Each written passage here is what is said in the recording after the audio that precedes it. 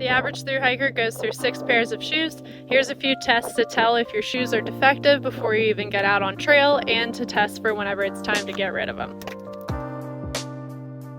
First up, we have the brake test. So you're going to put your palms on the toe and the heel and then apply equal pressure, trying to bring your palms straight towards each other. You want to see where the shoe is bending. It should be about the bottom of the shoelaces, right where your toes normally bend. And then we've got the twist test shown here. Same hand position, and you're just rotating side to side. Here's another angle. You want to see that twisting happening mostly in the distal third of the shoe, so like down towards your toes. You don't want a lot of that rotation happening in the arch.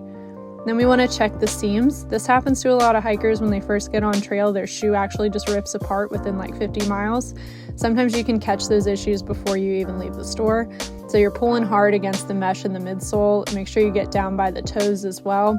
You want to make sure everything is sewn in really good and you don't run into factory defects there. Next, we've got looking at the back of the shoe to see if everything is level. This one's not a common defect, but it does happen. You should see a nice vertical line straight down the back and then a perpendicular line from the midsole relative to that spot.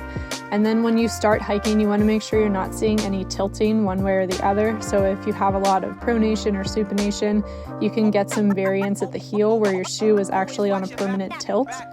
And then you want to look at the midsole and the tread to look for any deep crevices. That's a sign that you're starting to lose structural stability there. If you have a lot of deep crevices or like more on one side than the other, it's probably time to change your shoes. And then looking at your tread, is your wear pattern even? Are there spots that are balding faster than others? If you have uneven strike patterns and uneven wear, then you probably won't get as many miles. I'd switch around 300.